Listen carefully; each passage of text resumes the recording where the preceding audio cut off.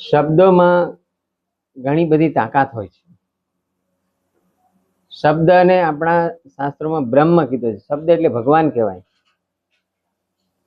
એક શબ્દથી માણસ ઊંચો પણ ચડે ને એક શબ્દથી માણસ નીચો પણ પડી જાય. એ કાલે આપણે કહેતા હતા ને, તો શબ્દમાં કેટલી તાકાત હોય કે શબ્દથી માણસનું જીવન બચી જાય. પણ શબ્દો કોના હોવા જોઈએ? તો મહાન માણસોના શબ્દોમાં બહુ તાકાત હોય.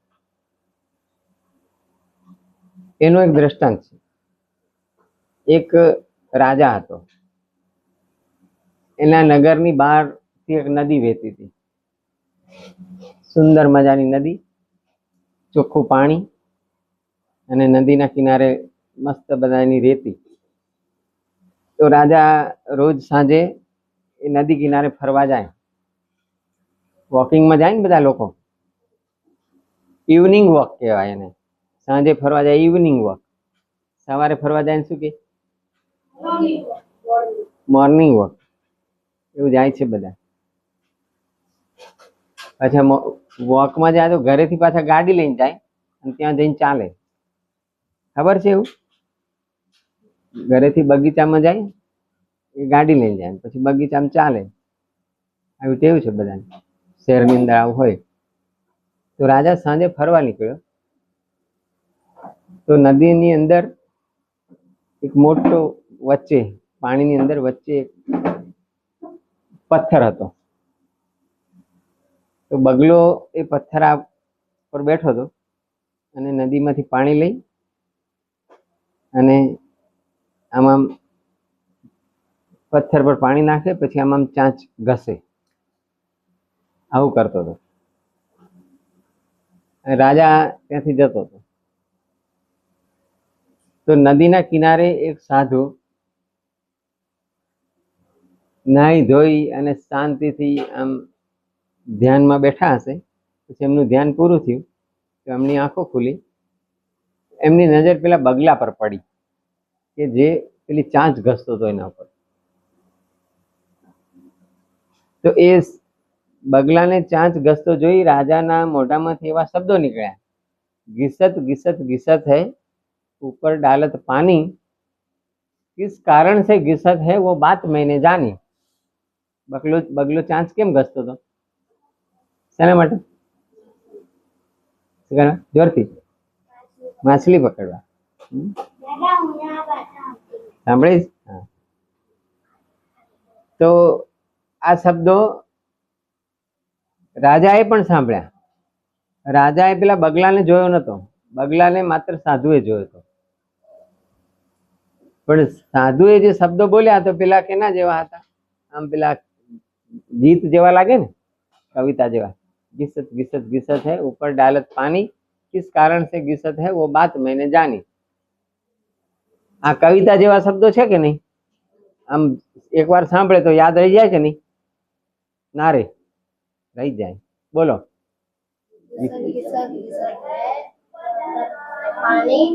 किस कारण से, હા યાદ. એટલે આપણને રહી જાય. તો રાજા તો ઘણો હોશિયાર હોય ને, તો એક જ વાર સાંભળે યાદ રહી જાય. તો એને યાદ રહી ગયા, તો એ પાછો બોલવા માંડ્યો. એને શબ્દો એને બહુ ગમી ગયા. એટલે એ વાતને અઠવાડિયું થઈ ગયું. અઠવાડિયા પછી એક દિવસ રાજા સવારના પોરમાં ઉઠી અને બેઠો તો એમાં રાજાનો જે વાળંદ હતો એ દાઢી બનાવવા માટે આવ્યો રાજાની. તો અત્યારે તો બધા ઓછું સંભળાય છે પાછળ. હા, તો અત્યારે પેલા પતરીવાળા અસ્ત્ર હોય છે, રેઝર. રેઝર હોય, પતરી હોય, ત્યાં તો તૈયાર ઘણું બધું આવે છે. એ વખતે જે અસ્ત્ર આવતા હતા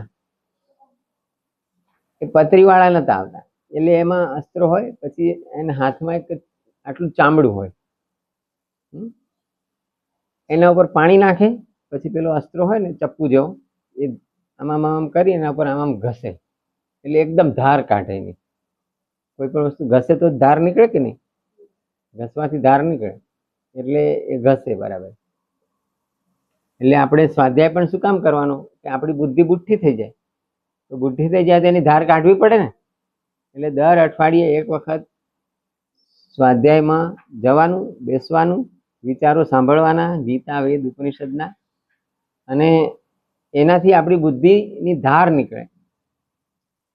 એટલે વાળંદ પેલા અસ્ત્રની ધાર કાઢવા માટે પેલા ચામડા ઉપર પાણી છાંટે, પછી એના ઉપર અસ્ત્રો ઘસે.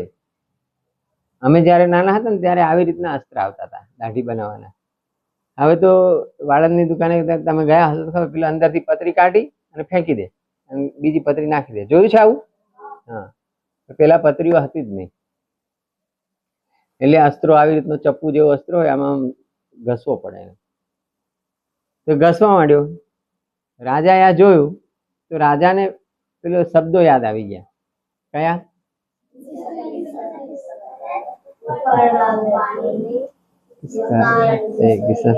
वो बात मैंने जानी. તો રાજા એ શબ્દો બોલ્યા, કારણ કે પેલો પાણી નાખતો હતો ને પછી ઘસતો હતો ને, તો આમ તો એ શબ્દો એવા જ આવી ગયા ને, એટલે રાજા બોલ્યા. તો જેવું રાજા આ શબ્દો બોલ્યા, घिसत घिसत घिसत है ऊपर डालत पानी, किस कारण से घिसत है वो बात मैंने जानी. રાજાના મોઢામાંથી આ શબ્દો વાળંદે સાંભળ્યા તો વાળંદ એકદમ ગભરાઈ ગયો ને ધ્રુજવા લાગ્યો.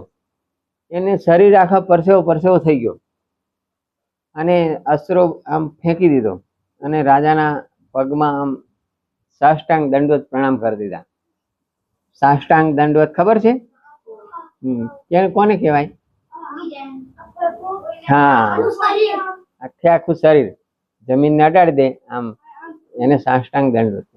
સાષ્ટાંગ, હવે કહું છું, સાષ્ટાંગ એટલે સ ધન અષ્ટ ધન અંગ, 8 અંગ સાથે, 8 અંગ આમ જમીન ઉપર લેટાડ દેવા. કયા 8 અંગ હોય ખબર છે શરીરમાં?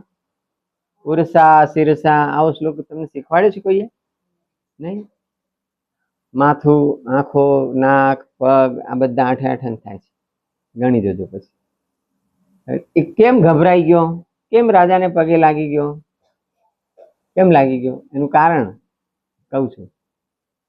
એટલે રાજા તો હોશિયાર હતો, એટલે રાજાને લાગ્યું કે આણે અસ્ત્રો ફેંકી દીધો અને પગે લાગી ગયો અને એવું કે છે કે મને રાજાજી માફ કરો, મારી કઈ ભૂલ નથી, મારો કોઈ વાંક નથી, મને જીવનદાન આપો, મને કશું કરતા નહીં. તો રાજા વિચારવા લાગ્યો કે હા આવું કેમ કરે છે. રાજા તો હોશિયાર હતો, હોશિયાર હોય જ રાજા થાય ને, ગમે તે થોડી રાજા થઈ શકે. એટલે રાજા તો બહુ હોશિયાર. તમે બધા હોશિયાર છો એટલે રોજ રાજા બનો છો. હોશિયાર ના હોય રાજા ના બની શકે. અને રાજા બનવા માટે બહુ સતર્ક રહેવું પડે. તો રાજાએ વિચાર કર્યો કે આની અંદર કંઈક કાવતરું હશે અને આ વાળંદ જાણતો હશે, અથવા એ કાવતરાનો ભાગ હશે. કાવતરું એટલે ષડયંત્ર, એટલે ઘણા માટે શબ્દ ન હશે, નાના છોકરા માટે પણ સમજણ પડી જશે. તો રાજાએ વિચાર કર્યો કે મારે આને કશું કહેવું નથી. રાજાને તો કશું ખબર જ નથી, પણ રાજાએ પછી નક્કી કર્યું કે હા હા હા ચાલ કઈ વાંધો નહીં, ચાલ તને માફ કરીશ, ચાલ કહી દે, ચાલ શું હતું ચાલ કહી દે. કારણ કે રાજાને તો ખબર હતી નથી, જાણવું તો જોઈએ ને કે શું હતું એમ. એટલે રાજાએ પછી વાળંદને ઊભો કર્યો. ચાલ હું તને અભયદાન આપું છું. અભયદાન એટલે મારા તરફથી કોઈ ભય રાખવાનો નહીં, હું તને કશું કરીશ નહીં, તને કોઈ દંડ નહીં કરું, એને અભયદાન કહેવાય. તો રાજાએ વાળંદને અભયદાન આપ્યું અને પછી કીધું કે હવે તું જે વાત હતી બધી માંડીને કર. પછી વાળંદ ઊભો થયો કે રાજાજી સાચું કહો છો ને, તમે મને કશું નહીં કરો ને? ના, કશું નહીં કરો. તો તમને હું બધું કહી દઉં કે આમાં મારું કંઈ વાંક નથી. આ કાવતરું પ્રધાને કર્યું હતું. પ્રધાને એવું કીધું મને કે તું જ્યારે દાઢી કરવા જાય રાજાની, ત્યારે તારે રાજાનું ગળું કાપી નાખવાનું, એટલે રાજા મરી જશે, એટલે હું રાજા બનીશ અને તને હું પ્રધાન બનાવી દઈશ. આવું પ્રધાને મને શીખવાડ્યું હતું, એટલા માટે હું તૈયાર થઈ ગયો તમારું ગળું કાપવા માટે. તો રાજા વિચાર કરે આ તો સારું થયું કે આ હું બોલ્યો. શું બોલ્યો? किस कारण से घिसत है वो बात मैंने. રાજાએ ખરેખર કશું જાણ્યું નતું. જાણ્યું તું?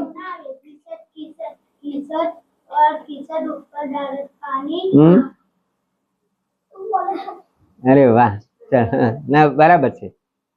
એટલે મૂળ વાત એ છે કે રાજા કશું જાણતો નતો, પણ રાજાને ખબર પડી ગઈ ને રાજાનો જીવ બચી ગયો.